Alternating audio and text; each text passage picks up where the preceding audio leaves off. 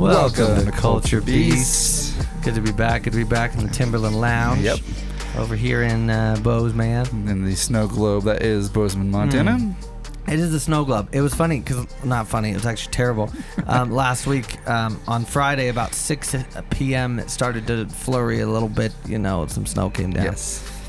And then at 7:30, when I woke up to let the dog out, it was just white, and then like a foot and a half, 2 feet. Yeah.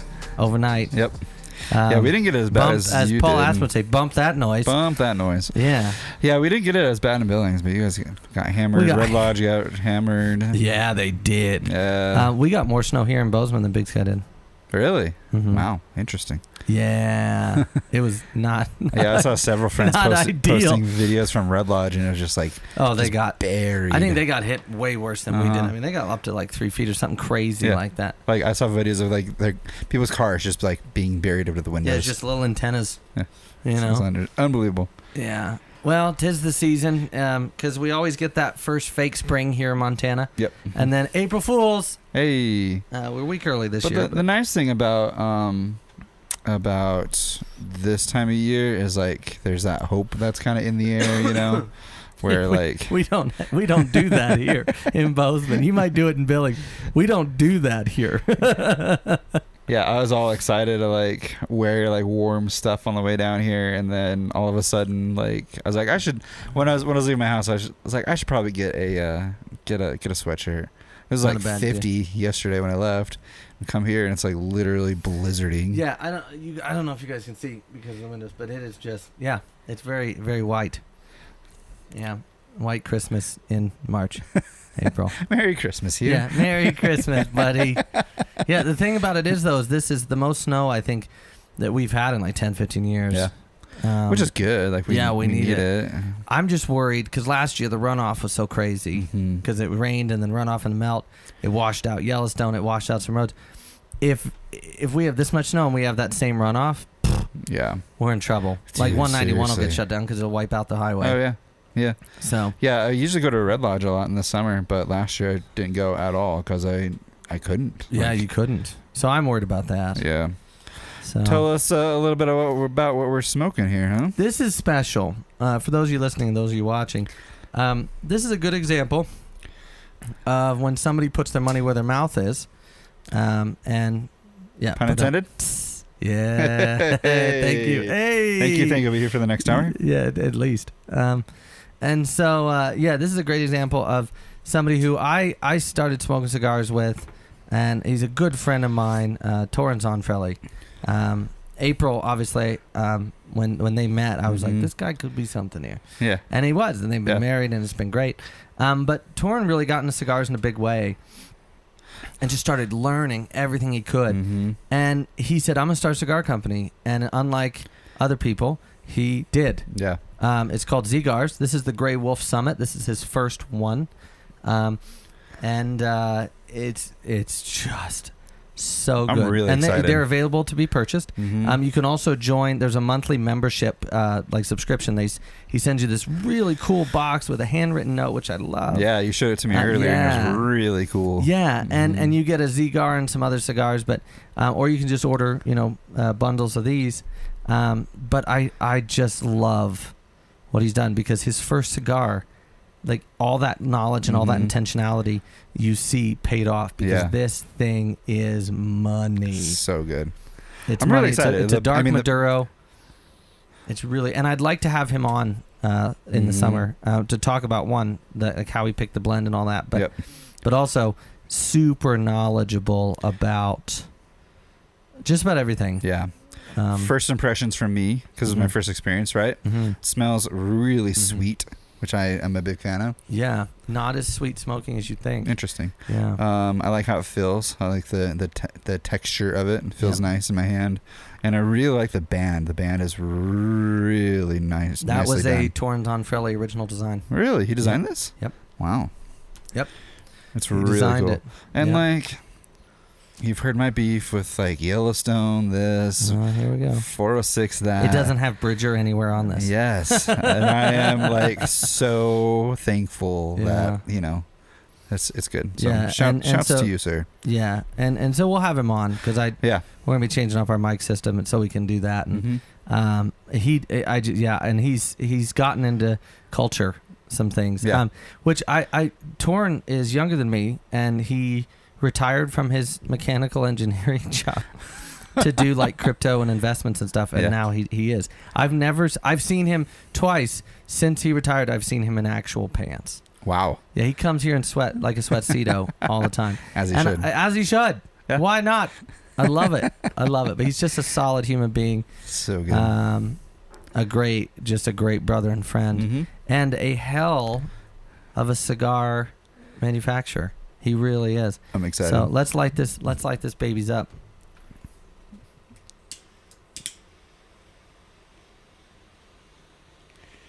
I love that first smell when you're toasting it, because that's the first impression of what you're going to get.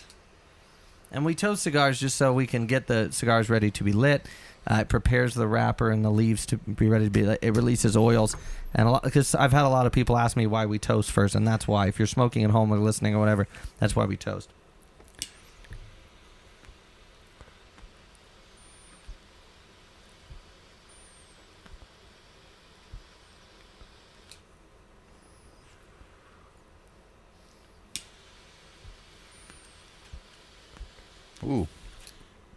Ooh. Yeah. That's good. Yeah. Wow. No, it's dirty. It's so good. Like, it's just nasty. Like, you know that like stupid good. That's a I always compliment. say? That's a compliment. Yeah, no. When I say like stupid good, that's nasty. Or like, you know, if I just make the stank face, that it's good. You should hear me listen to the blues, man. Every other day, every other beat, I'm like, yes, that's nasty. You know.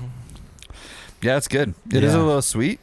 It is, which I like. Which is interesting because it is a little sweet on the profile, but it goes really well. It pairs really well with sweet beverages.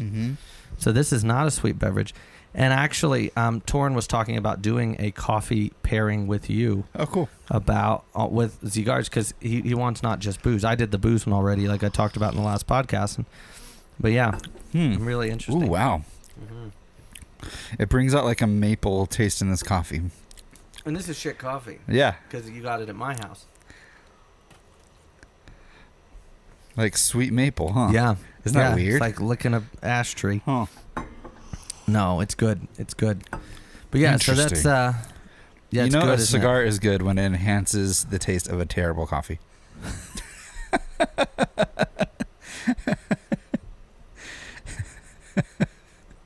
Let that statement. That was a compliment to Torn and a shutdown for me. In one sentence. I mean, you're not going. That was a well-crafted sentence, by the way, because you just backhanded me while shaking Torn's hand, and I don't know how you did that. I mean, I'm drinking it black, so it's not the worst coffee you've ever had. That's fair. You didn't put a bunch of shit in it. I did not. Look, dude, it's better than on a budget when it comes to your coffee. Some places that I've been, and you know. Would you like to name those? Controversy. Speaking of controversy, I'd like to jump right in. Ooh. Uh-oh. Yeah.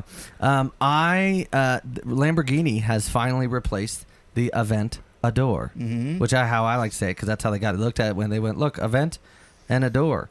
And so they finally released a replacement for it. It is on its way. I'm going to attempt to say this name because I am a mere mortal. Revuletto.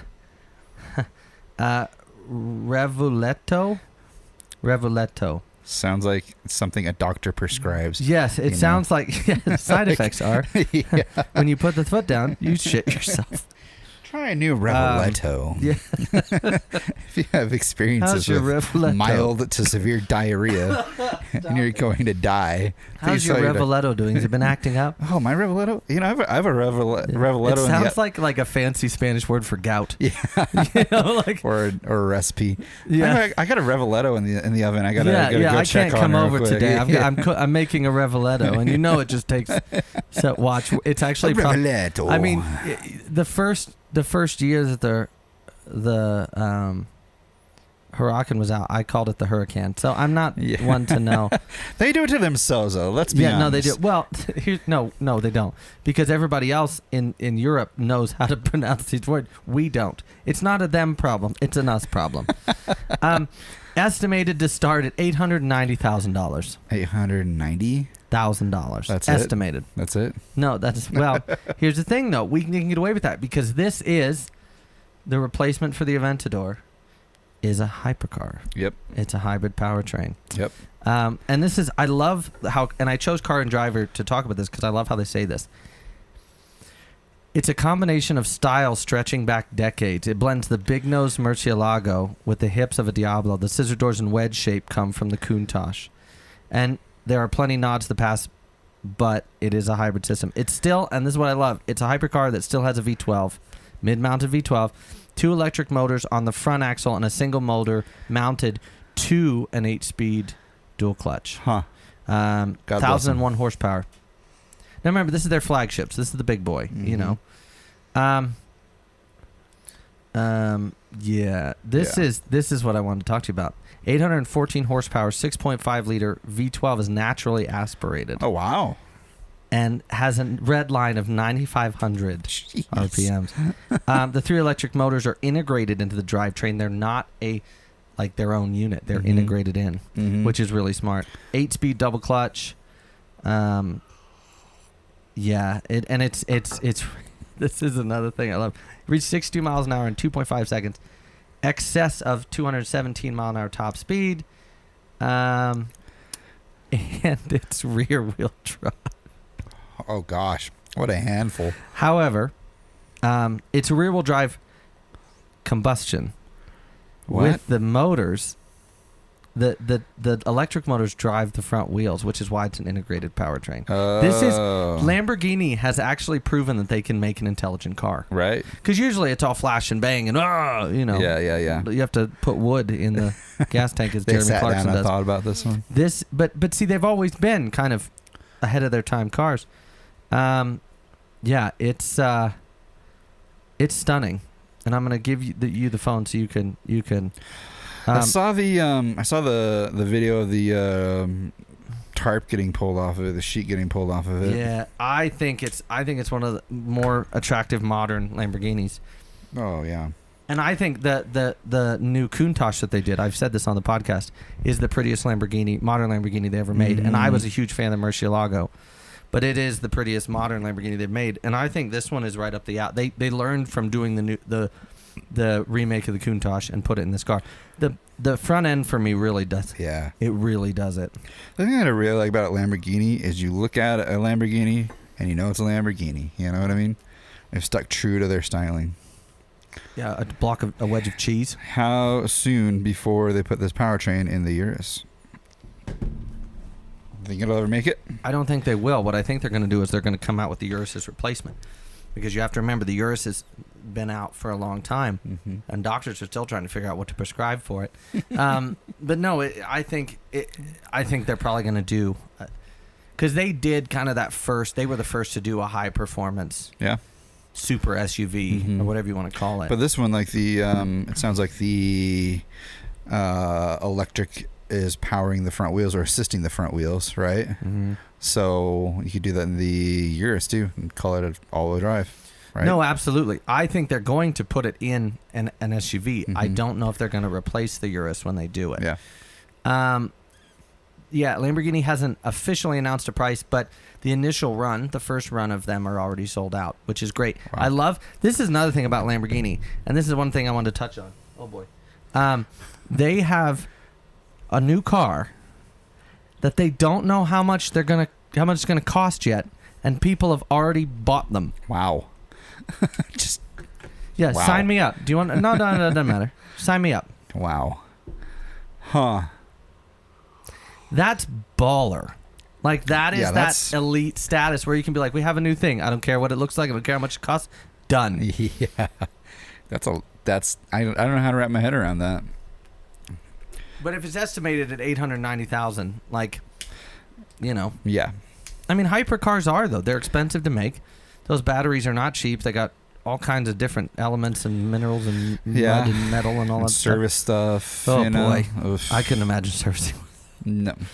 But yeah, that was controversial because they said they wouldn't not put V12s in their car, but they did kind of compromise with the hybrid. Yeah. But it is the future. I mean, now that McLaren and Ferrari and Porsche and Ferrari, I said Ferrari already. Ferrari actually has done several, but that's why I said that. But no, because of that, it is kind of other supercar manufacturers kind of have to do it now, or they're going to be left behind. Yeah, I mean, I think it was smart for Lamborghini to kind of let them flesh it out, and kind of see, because, the first hybrid Ferrari came out, 10 years ago? Something crazy like that? Like, a while ago. Yeah, it was a while ago. Yeah. The LaFerrari. So, the Ferrari. The Ferrari. Yeah. So they've been able to see like what has happened with them and kind of diagnose them. I wouldn't be surprised if they owned one and just like R&D'd it, Oh yeah, well they do that a lot. They do that a lot.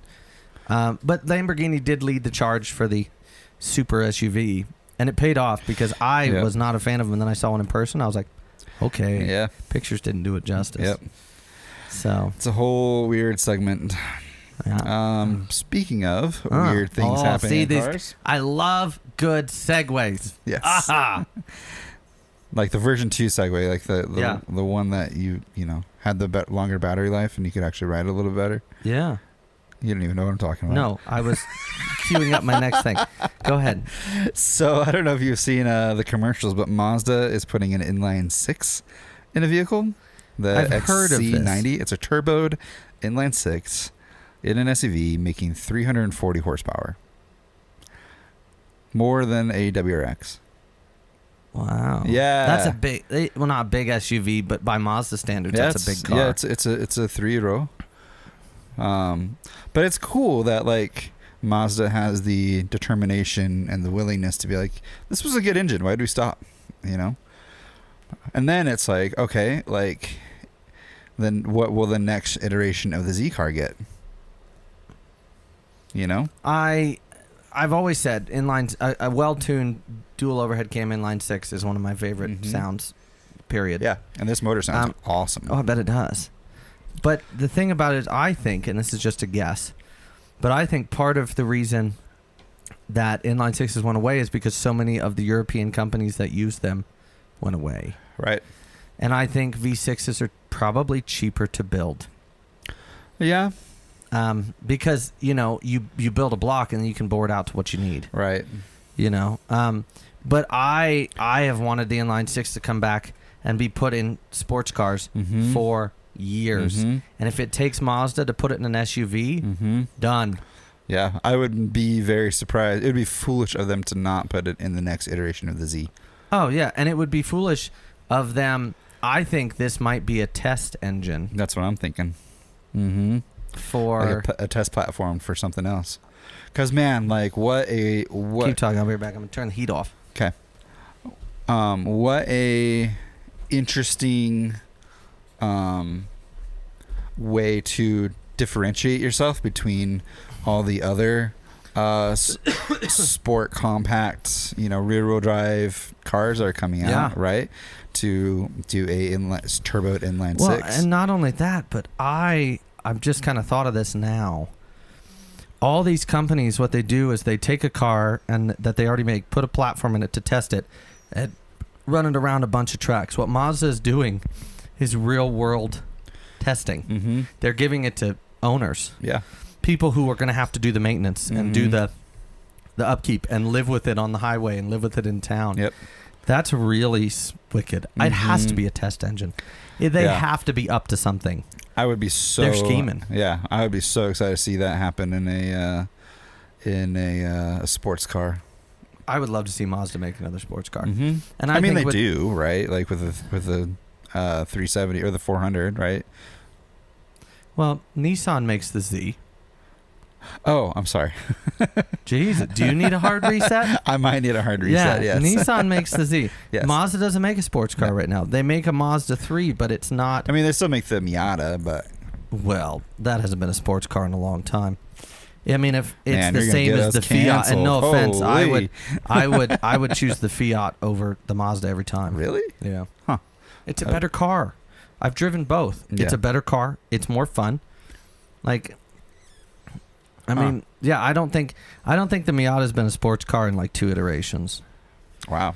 Yeah, actually, There goes all of our listener base. 2 generations were great. After that, Huh. yeah. And you've heard it here first. If you want to cancel anybody, cancel me, not him.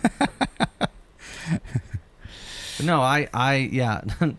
Nissan makes this either, but Yeah, I don't know where my brain was there, but it would on this amazing cigar. Yeah, it probably was. Yeah, so it's just interesting that that companies are starting to toy with other ideas of combustion, so. Yeah, I think it's great. And I think that a lot of the European companies, from Mercedes to BMW to, all these other, I mean, even Alpha, all these people that used to, kind of rely, especially in the 80s and 90s, on an inline 6. Mm-hmm. I think it's why Mercedes hasn't, or even BMW, one of them hasn't jumped on this inline 6 wagon again. Right. Because we all know that they've been working on it. Mm-hmm. Inline 6 is too good of a motor. Yeah. To just leave. Right. So it blows my mind that Mazda's the first one. I know, right? No, love you, Mazda, but And they're bringing back the rotary, which is cool. well, they've been saying that for years. We haven't seen it. Well, I'm sure something will happen. With I'm very skeptical because I love rotary engines. Yes. For the first, And if they can make them like really reliable. Yeah, I'd love to take care make of them all work. the problems that they Yeah. had. That would be absolutely amazing. Yeah, so that's pretty interesting. Speaking of interesting, Yes. I don't know if you knew this, but there is a rumor out there that the TVR, the Griffith, the one that we got, like they made a limited run of, Mm-hmm. and it was just like the show car that they did. There's a rumor that they're gonna produce them. Oh, really? Interesting. Heavy rumor. Yeah. Heavy on the rumor, heavy on the electric. Yeah. Well, probably. Probably. But yeah, I would love to see, because there were those boutique brands Right. like TVR that just did what they wanted, and they made bonkers cars. Mm-hmm. Like they're bonkers. Yeah. And I loved it. I Yeah, love TVR everything just about like TVR. kind of marched to their own drum in a lot of regards. Yep, and they both marched to that styling drum and- right off a cliff. Yes, they did. They got a little distracted, and off they went. Yeah. Interesting. The Englishman goes marching one. But no, that's not. Anyway. I would like to see TVR sports cars on the road again. A new one. Yeah, Because absolutely. with modern technology, Who modern owns tuning. TVR? Do you know? Do they just own themselves? No. Well, they went bankrupt. Somebody owns them now, and I can't remember. And I should have done research on that. But yeah. I saw that Toyota is making a push to get their hybrid vehicle more in people's hands. Sell them cheaper. There's a concept. Yeah, they're offering $15,000 worth of hybrid fuel for the purchase of one. Electricity? Hybrid. Hydrogen. Sorry, Oh. hydrogen. Yes. It's like, what are you talking? So they will pay $15,000 towards your electrical bill. Yeah.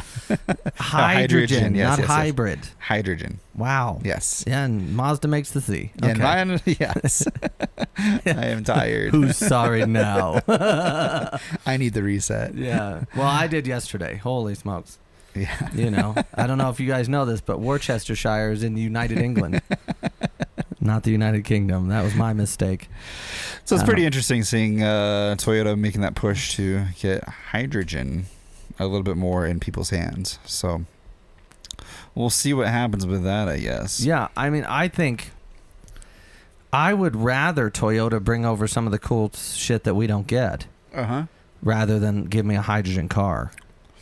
That's what I would want. I would rather than push hybrid and make that push hydrogen, make that a staple, and so that we can keep our internal combustion engines. Are you having a stroke? Yes. Okay.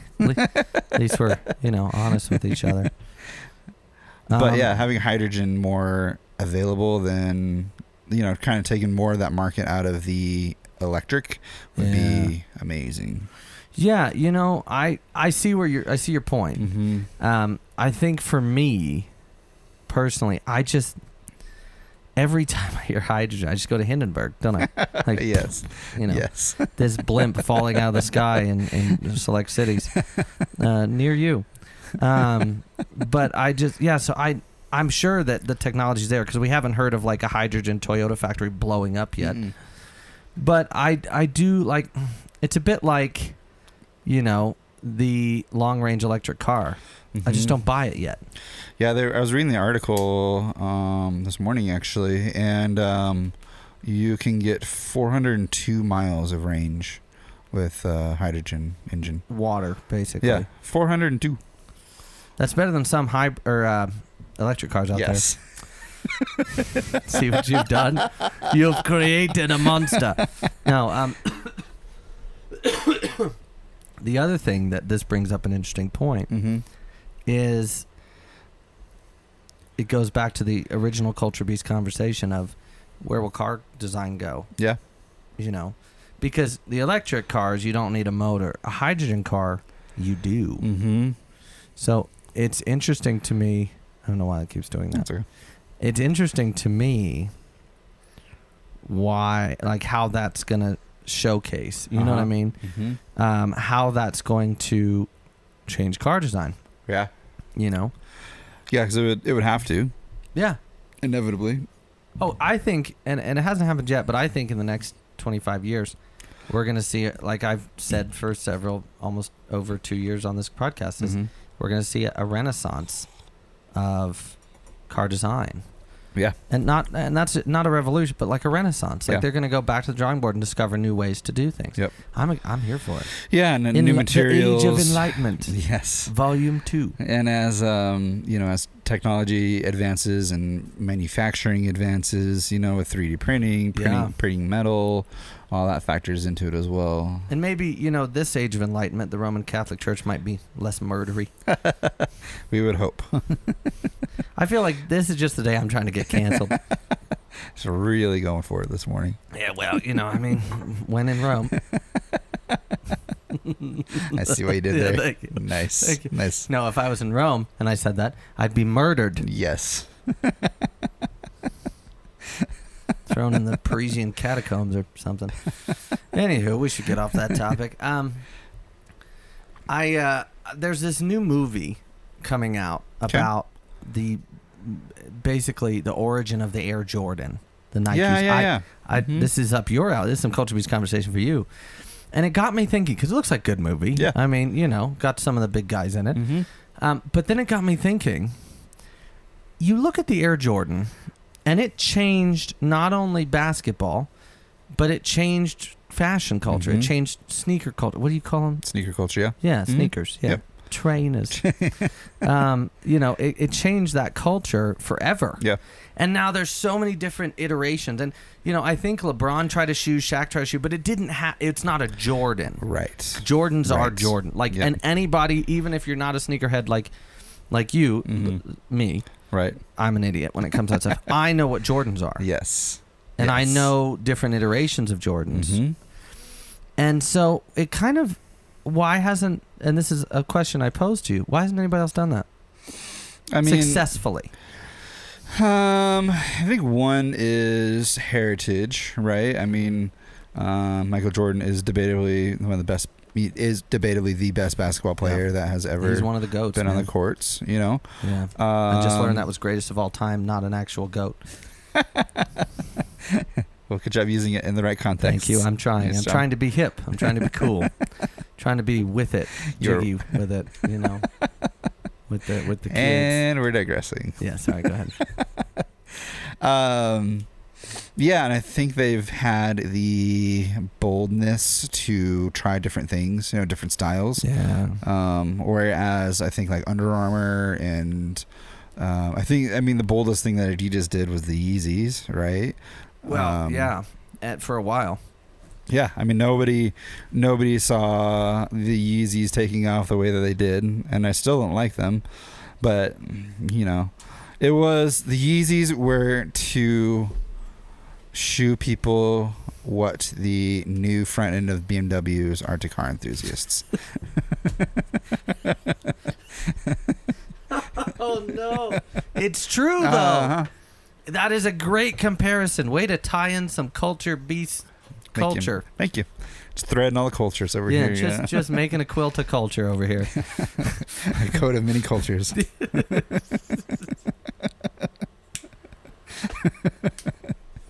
Joseph and his Technicolor culture coat. Yeah. I'm gonna start singing here in a minute. Yeah. Get ready. I close. No, we're done. There's a little Broadway culture there for you.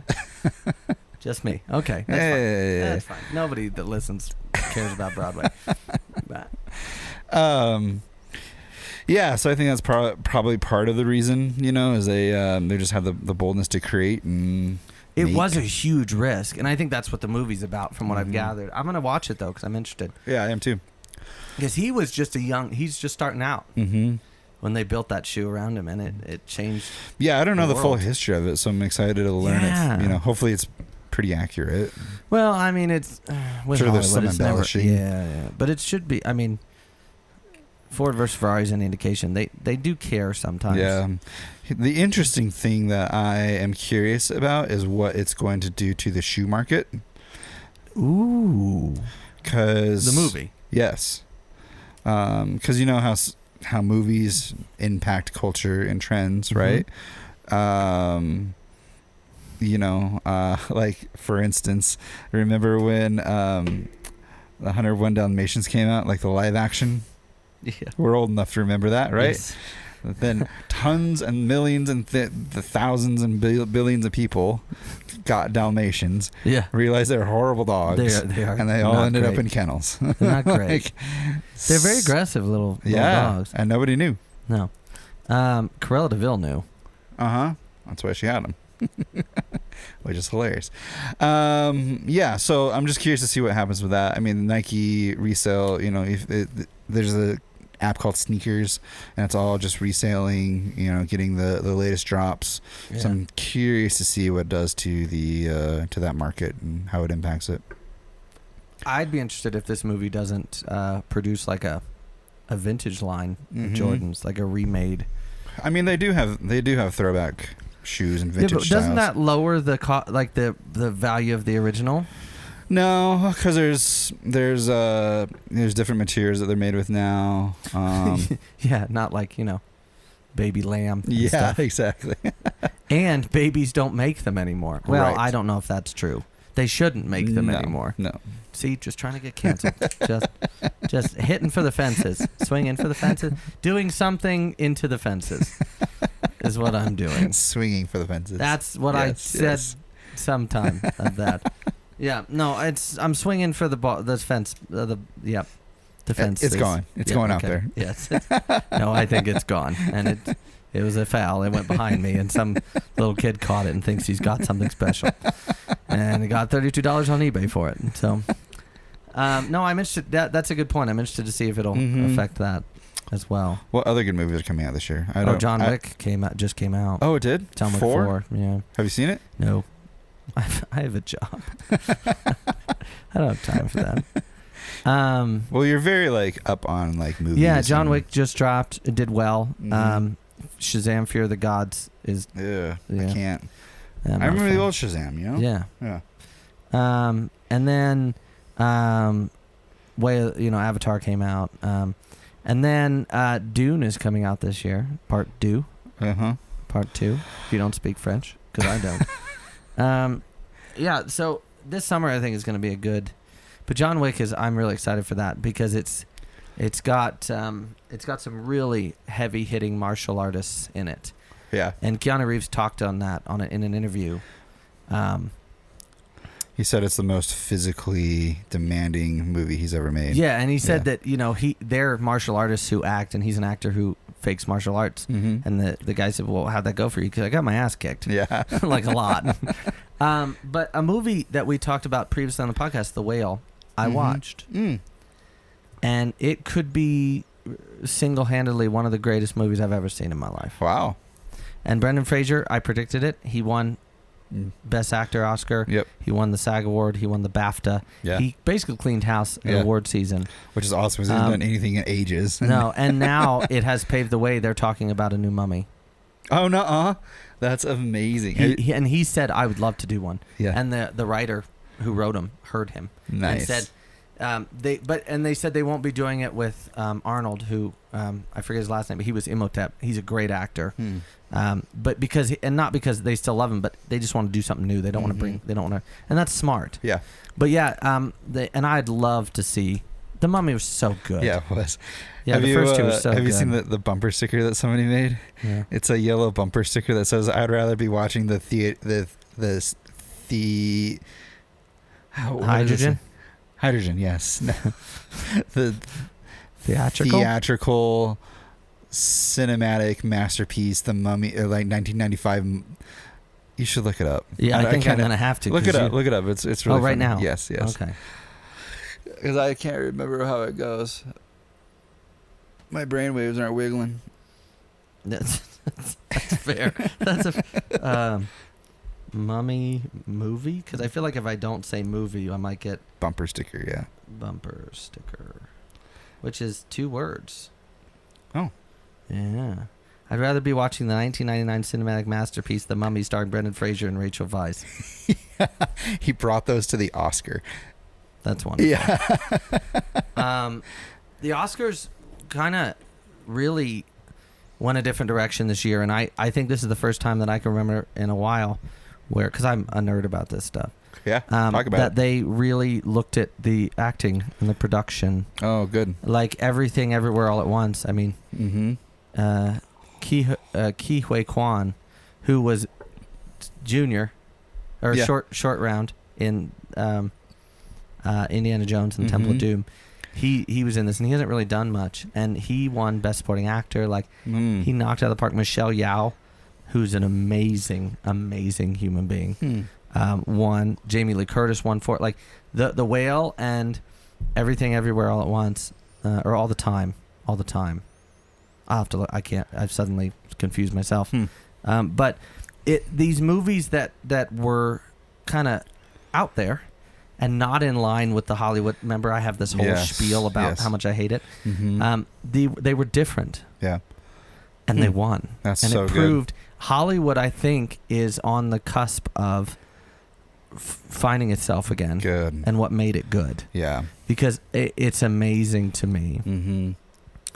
You know, the originality that these shows had. Yeah. And that's the thing that we've griped about in the past, you know, that I've been really vocal about is how I hate how everything's a sequel and everything's a prequel and everything's Marvel this and Marvel that, you know, and I think you should watch those 2 movies. I challenge you to do that. The Whale. What are they streaming on? I rented them, but it was like $4.99 on Amazon. Yeah. I'm watching Everything Everywhere All the Time or All at Once or whatever it is. Yeah. This week. I'm gonna watch it. Nice. I'm trying to watch it too. Yeah, it's I just love seeing originality winning, and it is they're cleaning house at all the awards, both of these shows. Which is so good. It's so great. Did Marvel get any accolades or anything at all? There were some nominations, I think, but not. I've heard like Ant-Man did terrible, and like the Wasp did bad. The one, and it saddens me because the comic books, you know, Kang the Conqueror is. I mean, he's up here, right? With great characters that were written, but also just the storylines. It just seems like they're desperate. You know, they are desperate to continue. Well, what they're making, it goes back to that they're too big to fail. Yeah. Star Wars, same way. You know, and guess who owns all of those? Yeah. And then She-Hulk. I didn't see that. I didn't watch it. It's the like last Marvel show that I watched was Moon Knight. And that was actually pretty good. Was it? Yeah. Huh. Oscar Isaac can do no wrong in my eyes. Him and Pedro Pascal can do no wrong in my eyes. Yeah. So what's Pedro on right now? The Last of Us. It's a video game adaptation, and apparently a pretty flippin' good one. Yeah. Fortunately and unfortunately, because you hear about this has an agenda. They're using the agenda.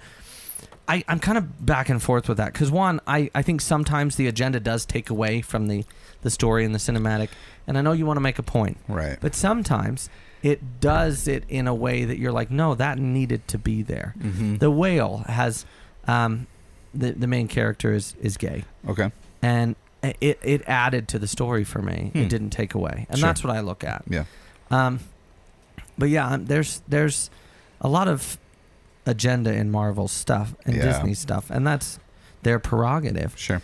But whether you left or right, Christian or atheist or whatever spectrum you want to put on, I think people are getting a little tired of the agenda, of so much of it. Yeah. I think having an agenda and standing up for what you believe in and using whatever platform you have to do that, Mm-hmm. I 100% support that. Right.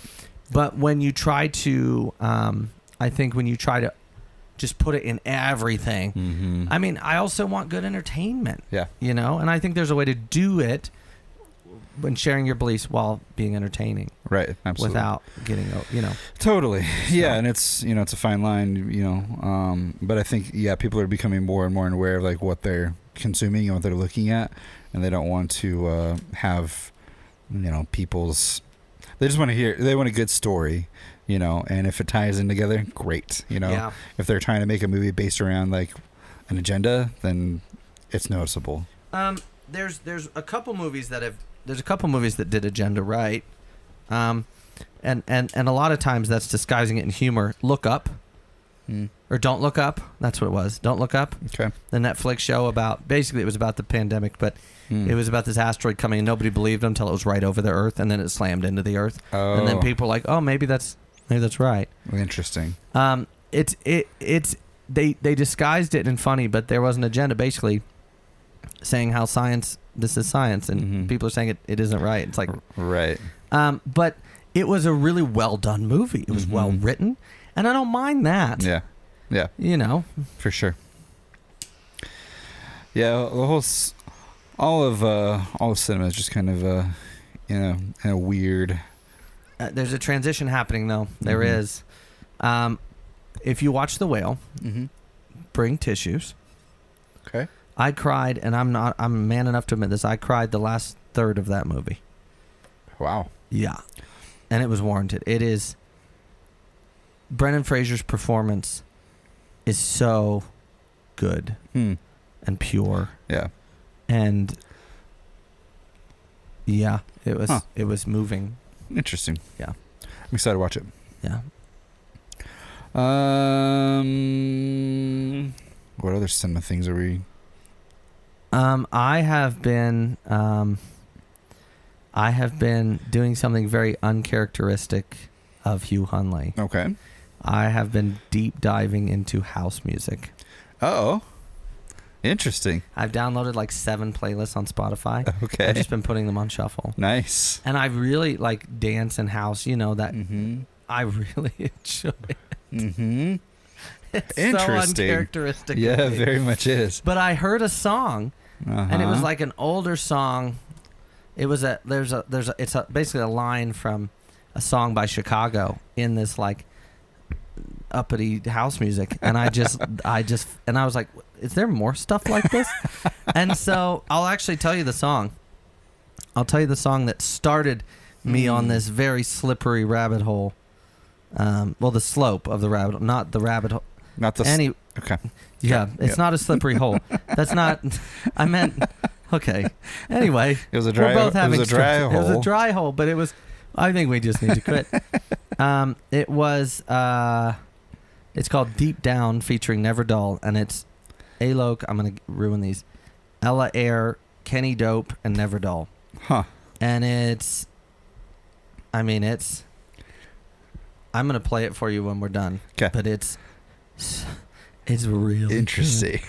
Yeah, and so I've just been kind of spiraling down, and I've started making playlists. Nice. And because it reminds me of Pulse on Horizon, but better. So we talked, I don't know, a while ago about the assertion that house music is orchestrated as, like orchestra, right? It's an orchestrated Yeah. Does that ring true for you? Because you there is, you can tell that somebody took a lot of moving parts and made one thing, Mhm. and I do like that. You know me, I love that kind of stuff. Yeah. And because I'm a big classical fan, I'm a big jazz fan. Yep. And it is kind of in that wheelhouse in a way. Yeah. It's like the bastardized step cousin. Yeah. You know, like, but it really is similar. Yeah. Like it really is. It's like the well-to-do estate family, having dinner, and then like the punk rock son so comes in. it's basically Will Smith and the Fresh Prince. Yes. Is what it is. Without all the Tom Jones and dancing. Well, there's a lot of dancing. That was dumb. I don't know why I said that. But yeah, it's very, yeah, it is very. Oh, this cracked. That's all right. 92. But yeah, it's really. That's awesome. I love that. Yeah, I know you would. I know you would just get giddy over it. Yeah. Because I am. I'm enjoying house music. Mm-hmm. Yeah, I took a deep dive into jazz this year. Like I showed you the Fruit Jazz playlist. Yeah. Listened to a lot of that this winter. There's just something like almost holy. I have a great playlist for you that I'm cultivating. It's actually, it's called Morning Jazz, and it's calmer, but it's really intricate. Oh, okay. Jazz, like I'm talking like Thelonious Monk, who's very complicated. Okay. Miles Davis, Chet Baker, those guys. Yeah, I've been finding some kind of like fringe jazz artists that I have never heard of. Maybe they're more popular, but you see their their playlist. What are some of the like names? I can't remember off the top of my head. I'll have to show you the playlist. Obviously, my phone is recording, but.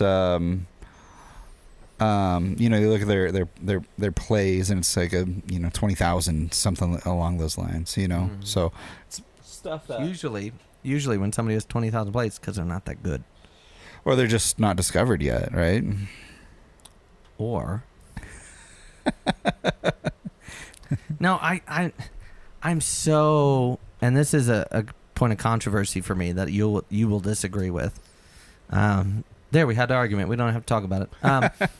I have such a hard time with like new age and fringe jazz, like these guys who are reinventing jazz, because the old stuff, there's nothing fucking wrong with it. Right. There's nothing wrong with it. It's beautiful. It's wonderful. And that is the old curmudgeon in me. But I would be willing. I mean, if I like house music, who knows? I'll like anything. So do you not like jazz hop?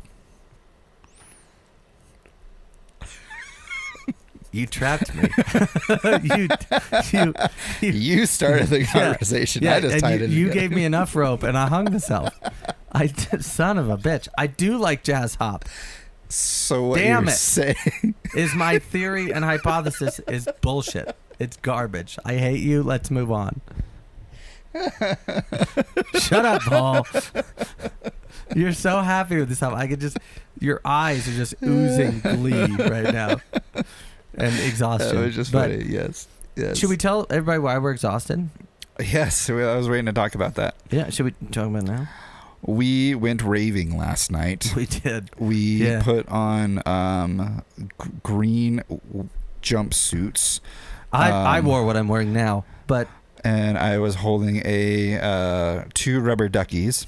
With glow sticks inside. With glow sticks. And so when you see the playback video, you are going to see just 2 rubber duckies, glowing rubber duckies, just dancing in the air. You know the best part about all this? It's absolute crap. But it sounds really believable. No, I think we had them convinced.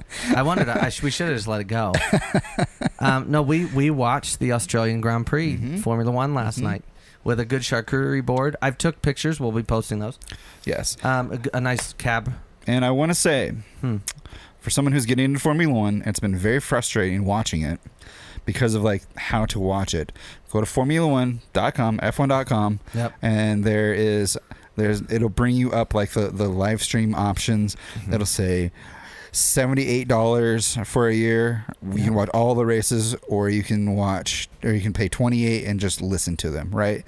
And there's a small little slider at the top of that screen that says yearly, monthly. Slide that thing over, $9 a month. Yep. Here I am downloading ESPN Plus and to watch it in Spanish. Using 8 different This is my favorite part. You used like several different emails just so you didn't have to. Yes. Because like, okay, like last Formula One, like last race. Yeah. Made breakfast, made coffee. Is that Saudi Arabia? I think so, yes. Yeah. Yeah. Here I am making this really great morning, and I go to watch it, and I can only watch it in Spanish. And I'm like, what the trash? Which makes me so happy. So, so I frantically was trying to figure out how to actually watch it. And signed up with YouTube TV for the first free 30-minute thing. Yep. And then watched 30 minutes of it, and then signed in with a different one, new YouTube channel, different YouTube channel. You were committed, I will say. I was, and I appreciate that about you. Thank you. Yeah, it was interesting. It was very controversial. Yeah, we had 3 red flags. 3, yep. And 2 of them were the last 2 laps of the race. Mm-hmm.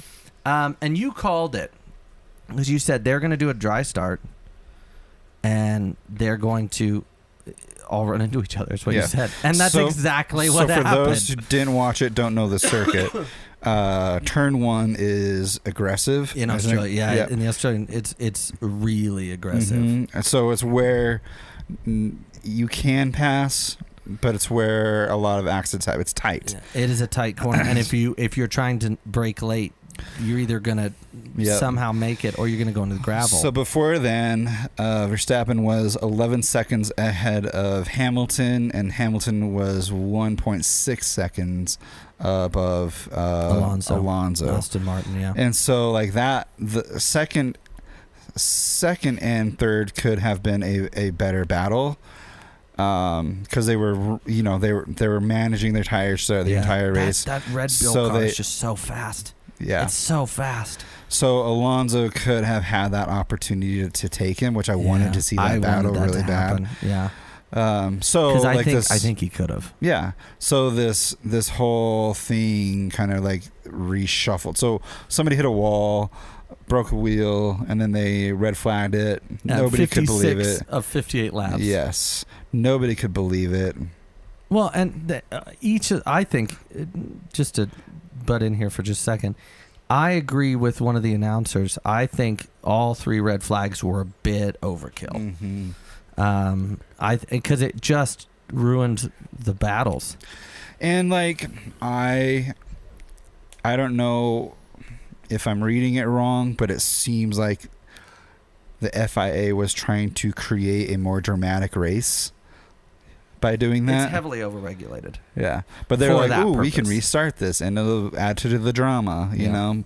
But instead, it just like ruined people's days. Yeah. And, that third red flag, they went back to the second red flag lineup. Yep. And because in that first corner, everybody was desperate. Everybody wanted to get that good and they launch. lost half the cars on the grid. Yep. So if anything, like I hope it was a learning experience for the FIA to be like, it probably wasn't our best decision. No, I mean they lost 6 cars in that corner. Yeah, and from what I'm understanding about Formula One, it's they only have a certain amount of parts and accessories to build their cars with, and the 2 cars that crashed out together. Haas. Yeah. Mm-hmm. So what does that Alpine. Do to their Alpine lost both their cars in that. What does that do for the rest of their season? It sets them back, and you have to remember, Formula One's a lot more about points. And if you get into you don't get any points, even if you were 6th or 8th, you don't get those points. Yeah.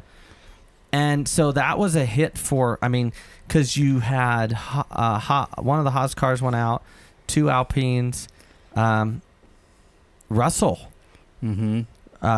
Russell got out in an accident. And that's just, he has points on the board, and that just is it. Yep. The other thing that happened that was interesting is that in the first red flag, because there's a red flag, everybody pitted. They couldn't pit again. Right. So they put them all on hard tires and prayed. Mm-hmm. And that we did see in the last couple laps of the race, some tires start to went, because that second red flag happened when a tire blew. He hit the wall. He hit the wall, but I thought it exploded the suspension. From what I saw, and this could be wrong, but it looked like he hit the wall because the tire blew.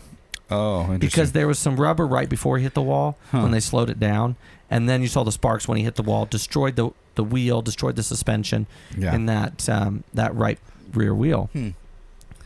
But yeah, I think you see stuff like that where it's just like, even the announcers are like, this doesn't make sense. And I commented last night, they were like, this doesn't make sense, this is not a good call. And then there'd be a pause because their director was like, shut the hell up. And they'd be like, this seems fair. They did it each time. They're going by the rule book. Yeah, it each time. And you could just tell that they were like, ratings. But I'll say it, I think all the red flags, the third red flag might have been necessary because we lost 6 cars in one corner. Right. But the other two, spun out. The first red flag, he spun out and he was kind of in the track, but their main concern was gravel, but like, it's gravel. Mm-hmm.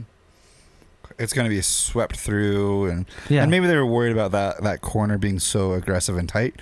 Because you come around a 90 and then you go in and then back into a chicane. Yep. So it is a very, it requires... But even the car that dodged, can't remember. Barely. Yeah. And I forget who it was, but barely. But even like you saw the gravel move and it like swept most of it away, so one other car passing by and it would have been clear. Yeah, you kind of have to wonder, did they intentionally want them not to pit again? Right. It was a fascinating race though. Mm-hmm. And I really appreciate you saying that because it is easy to watch because you just pay $9 a month. The other thing I think that was very interesting is you saw, because Formula One isn't NASCAR. It isn't the same car and same engine, Right. It is different drivetrains, different, a little different aero, a little different this. They're going to do a little bit of that, and it shows you just how amazing some of those machines are. 11 seconds over one of the greats used to be. I think he's gonna become a little bit of a crybaby. Remember, as soon as he lost that pole position, he started complaining about the tires. Yeah, I love that because he does it every time. Every time he's not winning, he's like, well, these tires. It's like when James May has a problem and then he comes out, he comes back to the other two and goes, there's a bit of a misfire, and they started calling it. Remember? Like that. It is kind of like that. But 11 seconds. And Verstappen's a good driver. I think he's a schmuck. But it just shows you also how dialed in freaking Red Bull is. And we watched Hagerty's take on the Valkyrie, the Aston Martin. Yep. And Red Bull helped them make it road legal. Yep. They have because of how Red Bull's dialed flipping in. Which is interesting because, Aston Martin is his own team. So them working with Red Bull to develop this car, it just seems like there'd be some go ahead. Restrictions, You saw exactly why they called Red Bull. Oh yeah. Oh, of course. They're the best in the biz. So. They really are. And it's cool to see, Aston Martin doing so well, though. Alonso was third. He got his pole position. And I remember when the kind of modern F1 car came out, Mercedes was the one to beat. Yeah. But they also had a younger Hamilton, and they had Nico Rosberg. And it, you see these, but it made Red Bull get faster. It made Aston Martin get faster. It made McLaren and Haas and Alfa Romeo. Because Valtteri's always, he was farther back, but man, I like watching that kid race. Yeah. I do. Because one, Alpha, but two, he is so just committed to improving, and he always does. Yeah. And he knows how to get the most out of that car. And that's where the driver comes in. He knows how to get the most out of that car. Yeah. And Verstappen does as well. Right. Yeah, it's interesting. It's cool. I'm really excited watching the series, the racing this year. If the FIA is listening, which that'd be cool. I just want to tell you, in the Australian Grand Prix, the loudest the crowd ever cheered is the 5 times you showed Daniel Ricciardo. That's true. Just saying. Red Bull, you might want to start thinking about putting him into a car. Just saying. Yeah. Red Bull, they did They did a little Australian Grand Prix like teaser with Ricardo. Did you watch that at all? Yeah. No, I didn't. He's such a personality. Yeah, he is. And he can race. Yes. Guy can drive. Yeah. Yeah, it's pretty cool because they did like a trophy truck in it, like driving with a trophy truck and that really crazy bridge. They drove on that. I need to get better at watching the qualifiers as well. Yeah, because they qualify for their position on the grid. Yeah, I'd like to watch that too to kind of understand how they get into that. And it's 2 days. I mean, it's 2-3 days of it. Like, yeah, rally's interesting because so. Yeah, let's switch to WRC. Okay. Yeah. So Rally Mexico happened 2 weeks ago. Well, that's when Forza dropped it, but. Huh? I was being facetious. Oh. Yeah, go ahead. Use your stroke brain. You'll be okay. Thank you. We do need to talk about Forza too. We do. And we do. Pin in that because I want to talk about WRC. Yes. Rally Mexico happened 2 weeks ago. Really interesting race. It's very, very rocky. Some parts are really, really technical. We watched some of that. Did we? Highlights. We watched highlights. Yeah, I think we watched. We might have watched Fridays. I think we did. I think we did watch some of it because we had it on. Yep. So it was interesting. What am I trying to say? The whole thing was just a very fascinating race because it's really fast, really technical, really gravelly, like I said. Where is that? I was just going to Google it, but I guess I can ask you. Where in Mexico was WRC? Guadalajara, I think it was. Guadalajara. Okay. I think it was, yeah. But they ran some different stages they haven't ran before. I love that. So that's always interesting. Sebastian Ogier, he is just doing a part-time season with Toyota. And it's interesting, like points, how the FIA runs on points, because he's done 2 of the 3, and he's leading in the championship. It's just how it works, because you can have a really good rally, you can get in a second or third, or like Oyt Tanak, he is the newest M Sport driver. He had a turbo issue the very first day. Oh no! And he won in Sweden, so he's hoping to make come back. Driving a BMW. What? No, he's driving Ford. M Sport is BMW. M Sport. Oh. Yes. You can tell which one of us watches the WRC. Yeah, M Sport's. Yeah. Continue. So, it's just an interesting race. Kalle Rovanpera, he was last year's WRC champion, is doing okay, but not great. Which is, it's hard to explain without knowing and seeing how everything is working. Well, it's also they're always changing the cars and the technology. As well. Yeah, and you're seeing a lot more people enter kind of like side rallies this year to kind of get more familiar with the cars. That's smart. So M Sport, Ford M Sport, they were just in a rally in Europe this weekend testing the Puma, kind of getting some R&D, because the next one is Argentina, I believe, and it's all tarmac. It's the first tarmac event of the year. Okay, so that's going to be a very different feel. Yep, and that's what's great about the WRC is it's just some people are really good at tarmac, some people are really good at dirt, some people are really good at snow. Yeah. But you have to be good at all of it to be, on the leaderboard. Yeah. So pretty interesting stuff. When's the next WRC? April 14th, I think. Which is when I'll be there. Oh yeah. So we should watch that.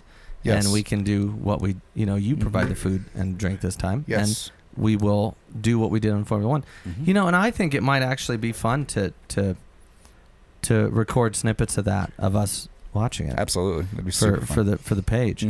I agree. I want to ask you, who is your favorite WRC driver right now? Or team. I should say team. team, because it's the driver and the car. You know? Yeah. Obviously, I drive a Ford in my racing career. M-Sport. I wish it was M Sport. I'm trying to teach I wish myself. it was M Sport. Yeah, obviously, I like Ford a lot, but Toyota always has a place in my heart. Yes, it So, does. yeah, I think I like Haller Rovanpera a lot. I mean, not that he's like a really great driver, but he's also he's just a really interesting person, because he's 22, killing it in WRC. He signed up for 8 rounds of the Drift Masters Championship this year. Really? Wow. Mm-hmm. So he's diving heavy into that with a new Supra, which is really cool. So it's just cool. Like, social media is really different. He's really, he's a younger kid that's, trying to bring, doing his thing. Yeah, that's trying to bring, his life and his culture into like the masses, which is what we need, what WRC needs. Yeah. So who would you say is now that you're getting into it, your favorite Formula One team? Red Bull for sure. Yeah, absolutely. I have so much reverence for Red Bull, and I was going to talk about that actually. Yeah. I think Red Bull is probably one of the companies that has changed the world. I agree. In the most pronounced and wide ways that we've ever seen. All from energy drinks. Yeah, and including energy drinks. Yeah. Because of energy drinks. They set the precedence of what the modern energy drink is. And then they kept going, Yep. Like all the mountain bike stuff is progressed because of them, Obviously Formula One has progressed WRC. because of them. WRC's progressed because of them. And I mean, even Aerosports, you see some of their trick planes that are just, Red Bull has put their money where their mouth is. They really have. So I agree with you. I think that's a bold statement, but also a true statement. Yeah, it's really interesting because, you think of like tech companies like Apple and Tesla, those people that are changing the world. But you can think of every aspect of what Red Bull has done, and they've just... Even down to like gear. Yeah. Yeah, how they sponsor... BMX, they have their hands in every kind of adrenalized activity. Yeah.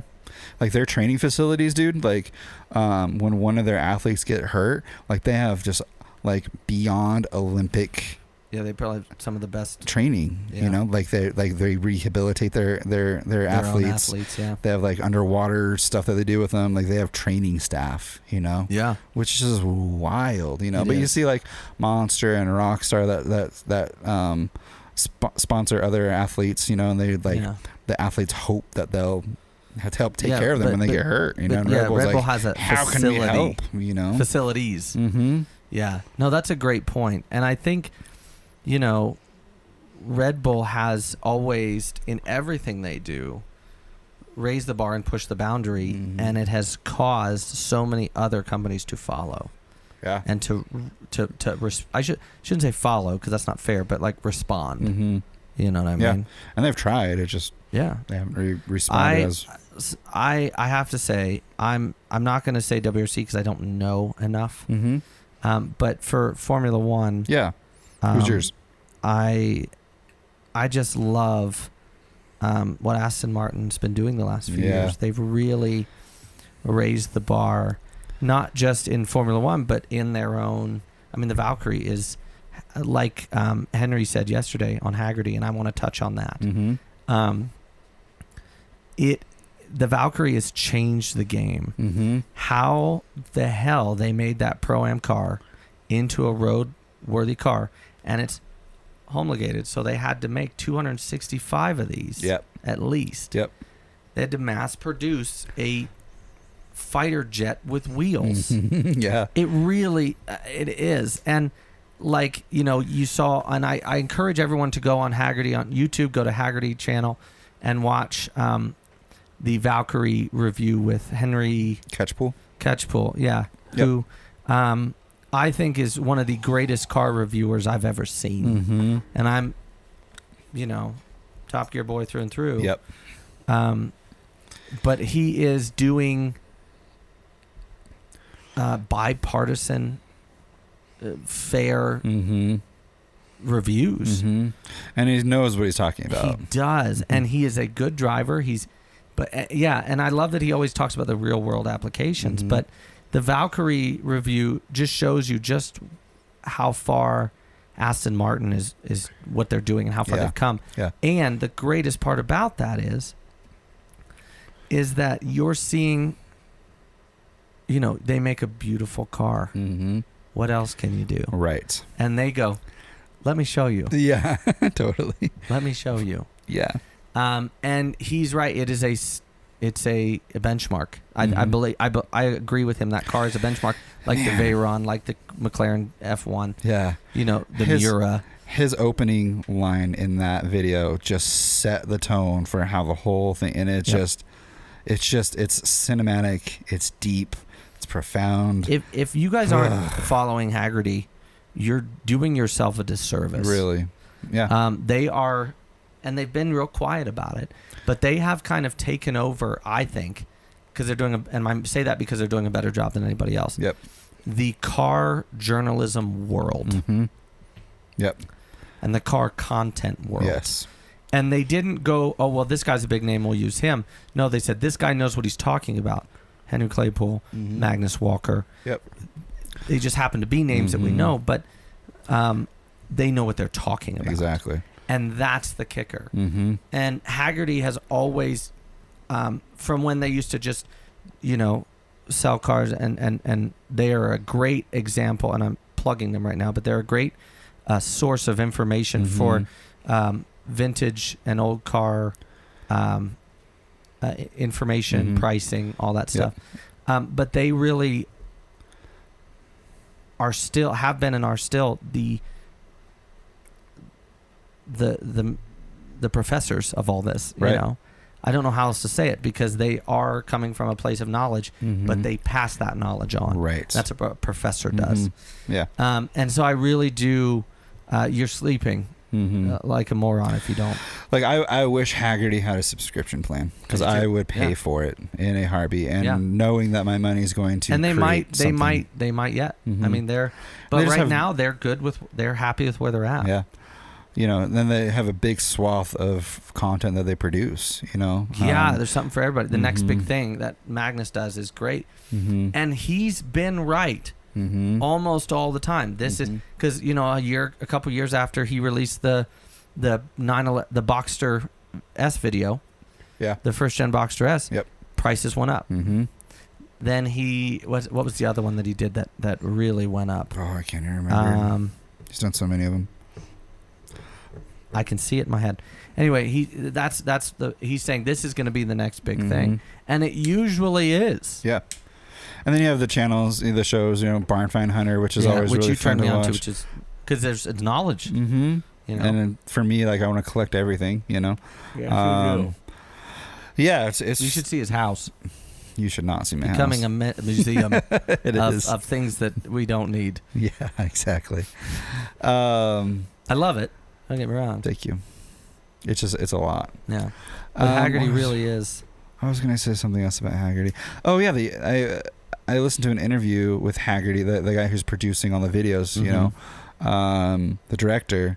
And he's like, the thing that we have is we're an insurance company, so we can get whatever we want. Like, whatever car we want, we can get. Yeah, and that's what people don't realize. That was where they started, Mm-hmm. was putting a price on and covering rare cars. Yep. Because nobody else would do it. Right. And then that, again, it's kind of like Red Bull. Now that I'm tying this together, it's like this spread of just, they're touching all these facets now from this one thing. Yeah. But that's their unique angle. So they can insure absolutely everything. Yeah. So there's nothing outside of their grasp. Well, the Valkyrie. Yeah. Top Gear, and I know this because Chris Harris did who's another, honestly, I like his car reviews as well, because he comes from a place of knowledge. He's a racer. He's a racing driver. He knows what he's talking about. Yeah. But it was harder for Top Gear to get the Valkyrie to test than Hagerty. Yeah. I read that this morning because I Googled it. Oh, interesting. It was harder for Top Gear to get the Valkyrie than it was Hagerty. And I think you hit it on the head. It was insurance. Also, I think, because I've watched both of them now, I think Hagerty did a much better job in a much better location. And to have one of the engineers walk you around certain highlights of the vehicle, Top Gear didn't do that. Really? I mean, Chris Harris touched on him, but they didn't have this in, like, the number plate. Behind the number plate is where they put the first aid kit. Because that's where they had space. Yeah. You know? Yeah. Like, that's such a small little tidbit, but I love that. And Henry's intuitive too enough to ask the questions of why. Like, what do you, like, how does this thing work? And it's interesting that the engineer, said they ordered so much titanium that MOD. The Ministry of Defense. Yeah. MOD. Yeah. The Ministry of Defense. Yes. Called them and was wondering what they are doing with all this titanium. Well, and he hit it on the head. The Ministry of Defense said the last time somebody has ordered this much titanium, they were developing the SR-71 Blackbird. Yeah, exactly. And he said, I assure you, we're not building a spy plane. We're building a road car. Yeah. But yeah, I mean, and it's interesting because carbon fiber tubs are widely used, and they have 2 titanium plates basically on the side of it because they had to make it has to pass crash tests. And if you think about it, they have to make 265 cars to put on the road. Right. They also have to make more to ruin them. I would have to resign. Yeah, we're going to throw this one against the wall. The hell you are. You know how much this cost me to make? 10 years of my life is into this car, and you're just going to flip it? Like, no. But they have to do that. Yeah. And homologation, I always mess that word up. Homologation? How is it? Hoglomization. That one. Yeah. No, HOM. It's not HOG. Homologization. Whatever that word is, where they have to make so many of the road cars. Yeah, that one. Yeah. They have to make and what it means is they have to make so many of road cars in order for it to be an accepted race car. Right. And that started way back, with Lancia and all. I mean, like, with the FIA. Yeah, FIA. And so that's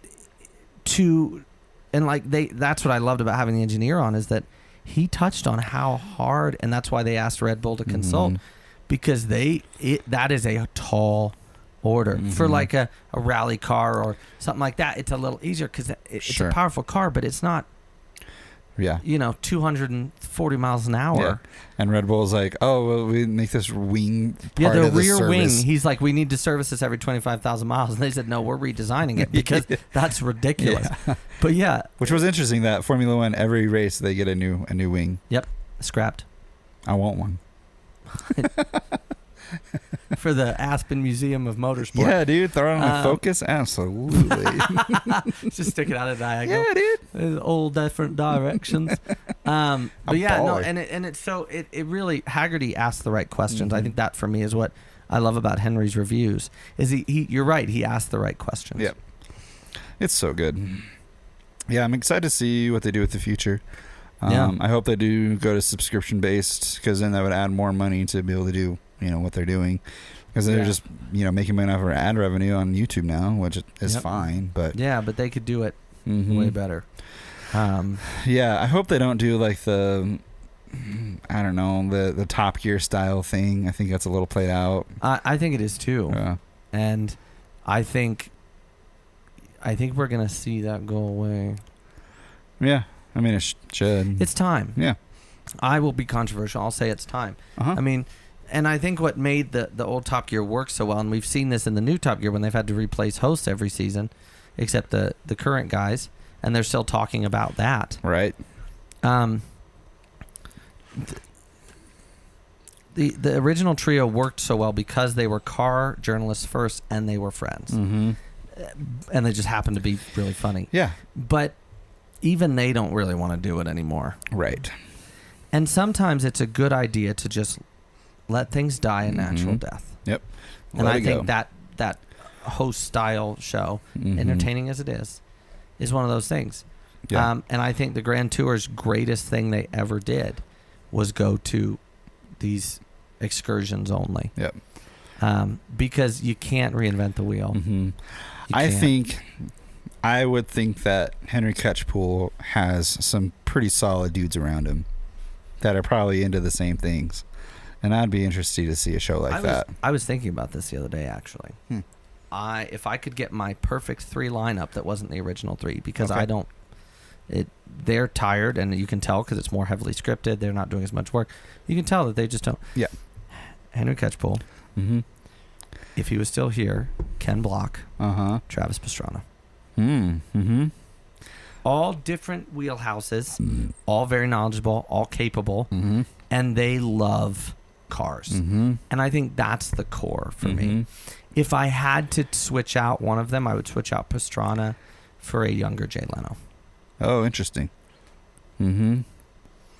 I've always said, they've tried to do Top Gear America several times. They screwed it up. They should have done Jay Leno. What is his name? He was Tim Tim. The Toolman Taylor? Yeah, that his last name escapes me. Allen. Tim Allen and Jerry Seinfeld. Yeah. All 3 car nuts. All 3 naturally funny, and they know their shit. Yep.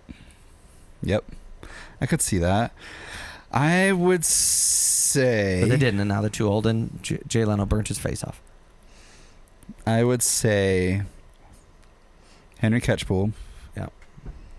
Adam LZ. Really? Huh. Okay. I could get behind that.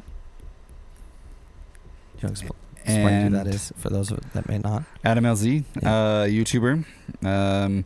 Interesting. The only reason I know his name is because of you. Yeah. He is a collector. Has a huge swath of definitely vehicles. Who you need to be listening to. Yeah, which is great, because if you're talking about hosts, and having a large demographic to pull from. Yep.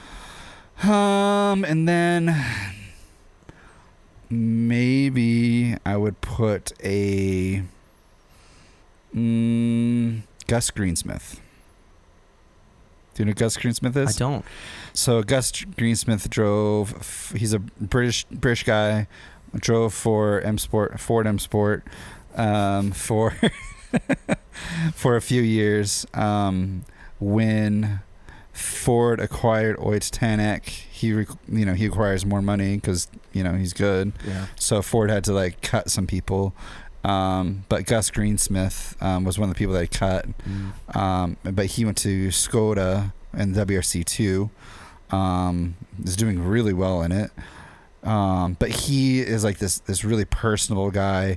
You see when the media opens the doors and gets their reactions, and Gus is like, hey, and really cordial with Daniel them. Ricciardo could do it too. That would be good. Because he's naturally just a charmer. Henry Catchpole, Daniel Ricciardo, and Adam LZ. I think that would be probably perfect. I think so. I also would throw Chris Harris up there because he really is. He's kind of on the same level with Henry as how knowledgeable he is. But yeah, I think they're. So Chris Harris, Henry Catchpole, Daniel Ricciardo. Yeah, Daniel Ricciardo. I'd watch the hell out of that. That'd be amazing. I would watch the hell out of that. And they're all not that busy. No. Daniel Ricciardo just smiled a lot last night. That's true. That's all he did. Just smiled a lot. It is and true. The crowd went nuts. Yes. Because they love him. Because he's charmer. He's charismatic. And I think it would be hilarious to have Kimi Räikkönen as a guest host because he just wouldn't say anything. Just use him as a table at that point. Just put your drinks on him. But I also just think Kimi Räikkönen is one of the funniest people because he just doesn't.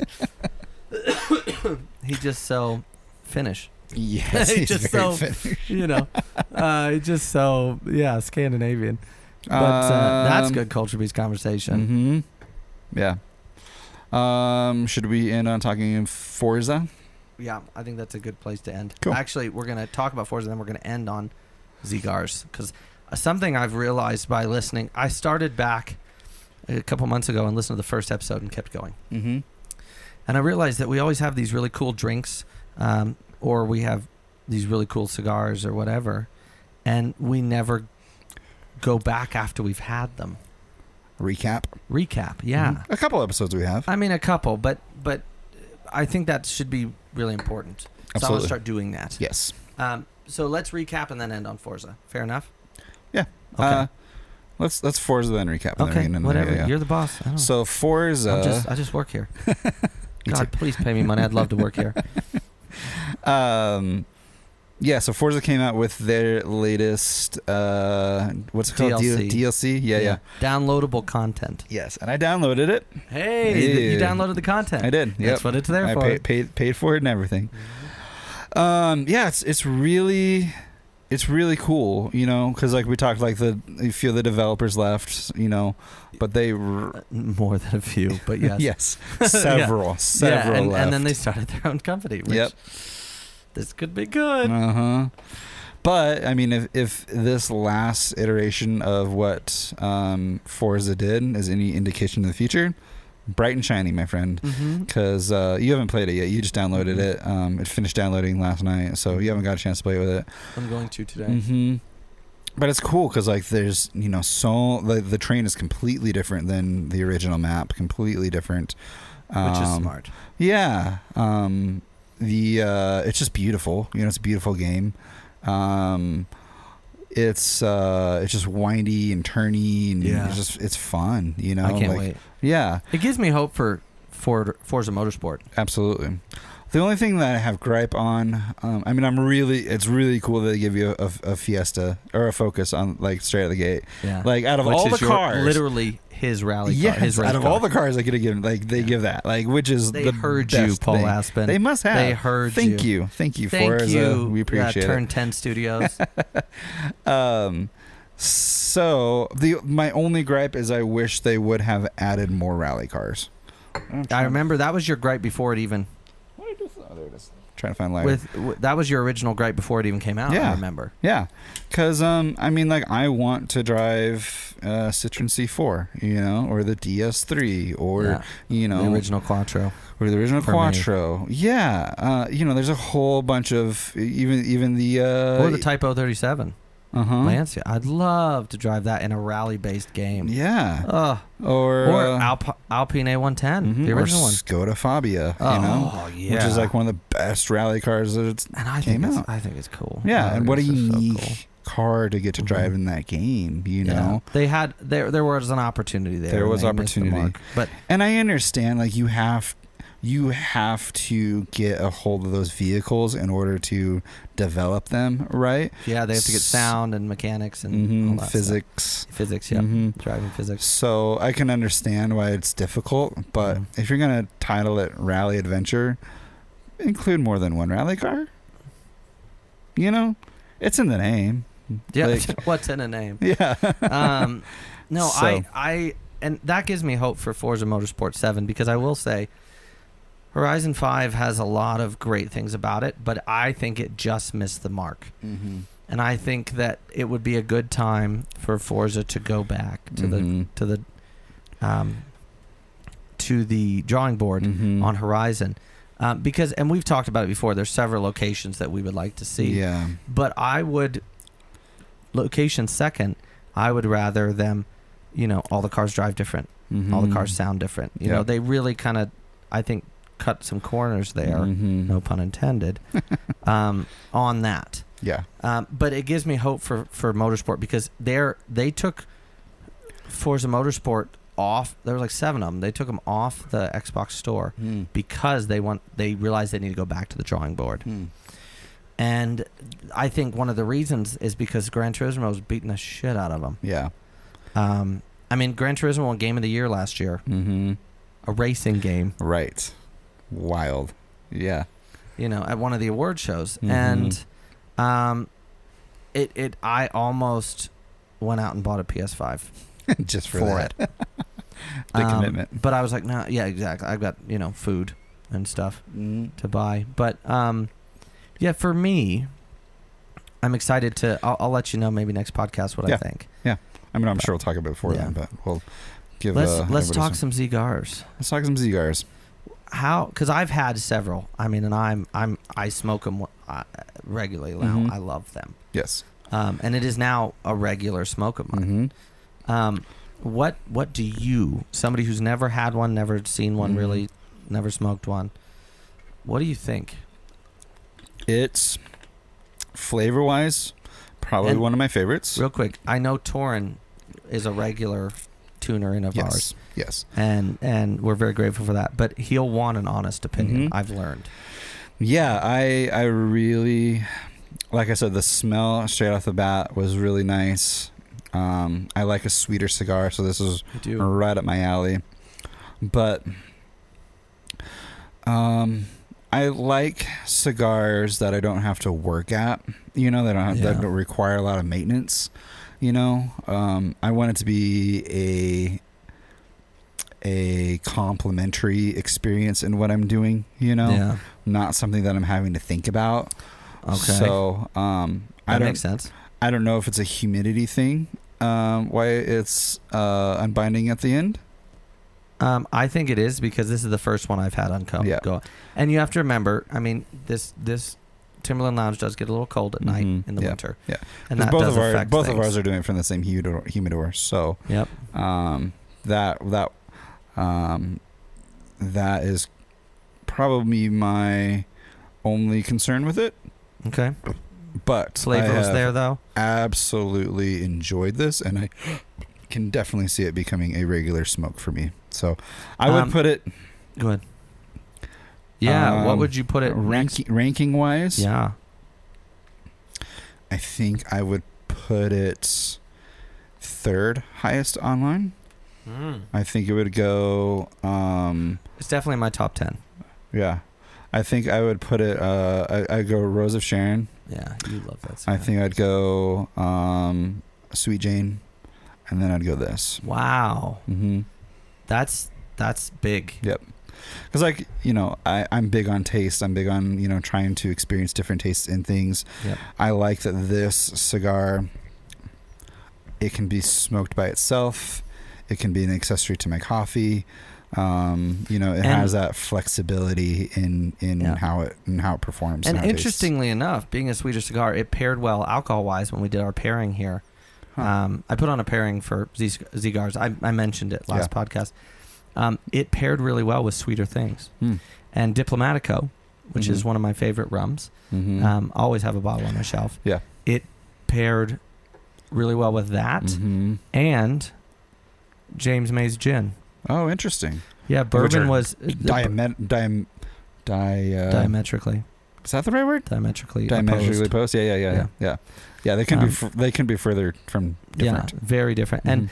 And so I also wanted to say Z-Garz.com, ZGARZ.com,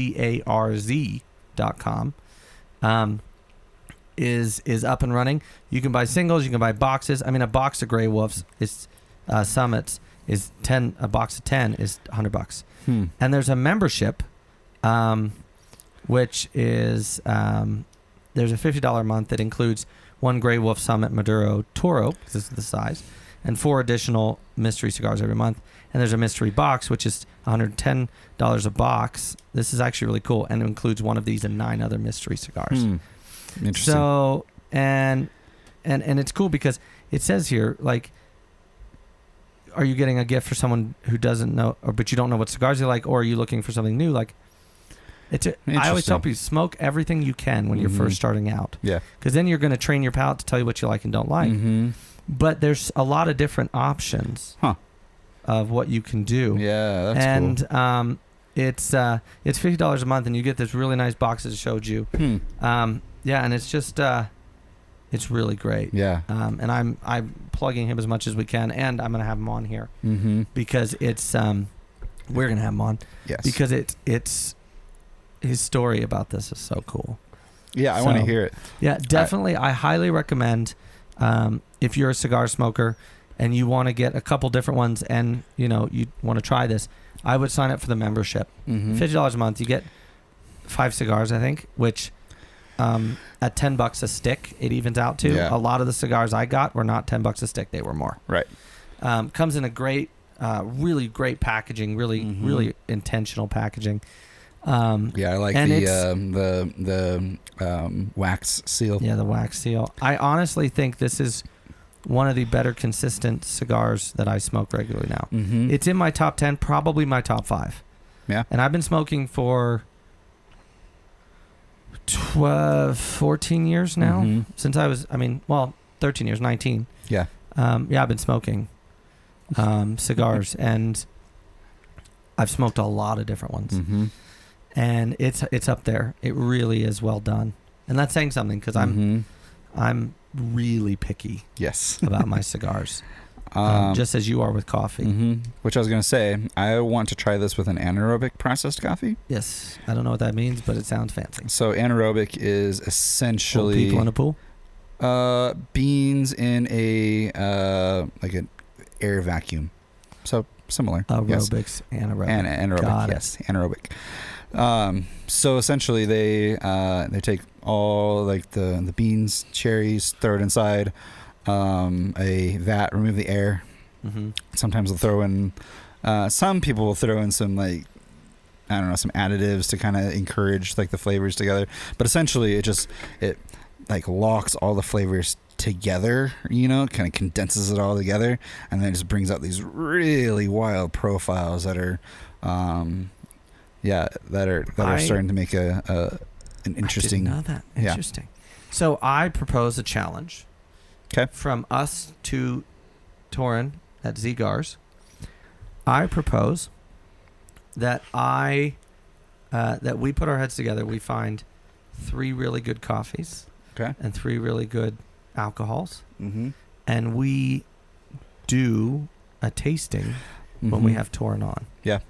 I think if I would say 2 coffees, 2 alcohols. Okay, that's fair. The reason being is something sweeter, something heavier, both on in both coffee. sides. Yeah. So some like an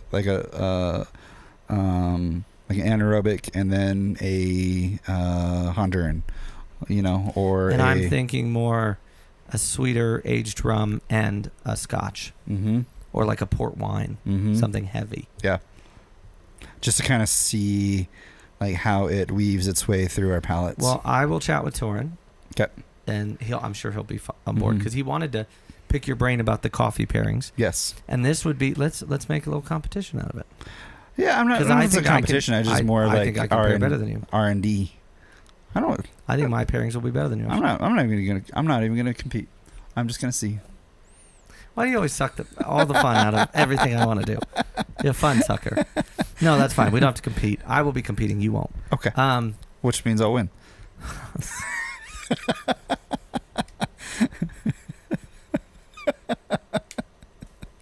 I hate you. Damn it, Paul. No, I'm genuinely curious to see. Yeah, no, I am too. I will not compete. I won't compete that competitively, okay? Yes, that's what I meant to say. But yeah, I think we should do that. That's a Culture Beast challenge I throw out. Yeah, I like that. Some real-time R&D for us. Yeah, I think next time I come up to Bozeman, so what, May? Yeah. Early May? Yeah. We'll do that. First weekend of May. Uh-huh. Let's do it. And what I'll do is I'll work with him and we'll see about getting him on as a guest somehow in that time. Or we'll record whatever we have to do. But yeah, we will. I'll bring up my coffee gear. Yeah. Make some. I don't know. Great You coffees. need a whole suitcase just for that. I do. Yeah. Might have to rent a U-Haul. Bring it up.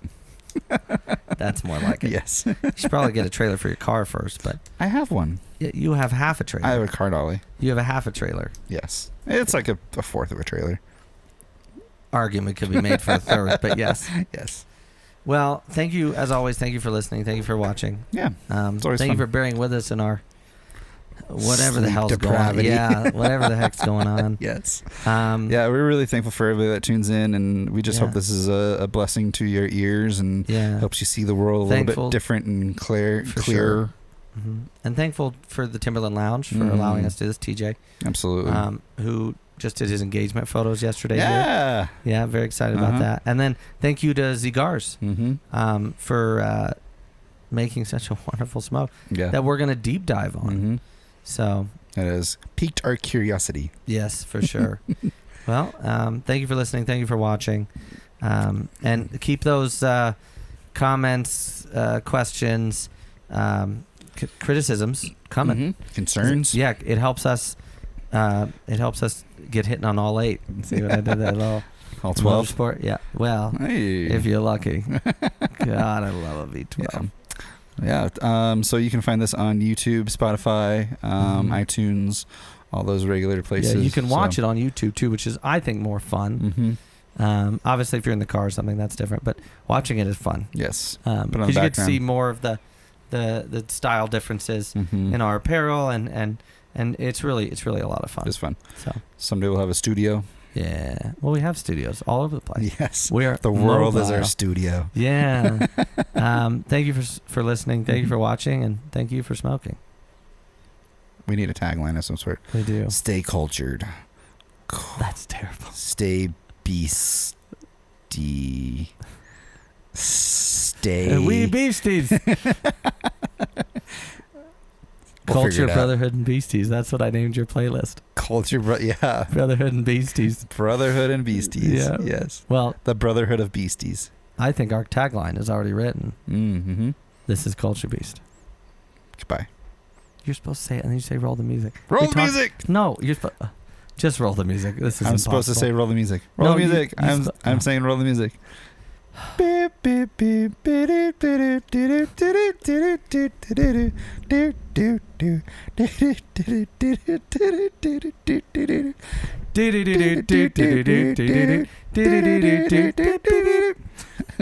One more thing. I saw a video of I'm never gonna get out of here. I saw a video of a bar in, I think, in Texas. They hosted a Mario Kart night with a live band. So the live jazz band played the music to everything that was going on the screen. So when they powered up or got the start, and then that's amazing. Oh, it was so good. I think it was done in Canada once, but I think why don't we have go-karts, we have costumes, we have tracks. Why don't we have real life Mario Kart? Right? We have plush bananas and shit. Yes. Why do we not have that? I would drive. Absolutely. And I'll pay cash money, mate, to do that. I would. Yes. I would do that. Can we end now? One more thing. No, I'm kidding. We're done. April Fools. Hey. That was yesterday. Oh, yeah. Roll the flippin' music.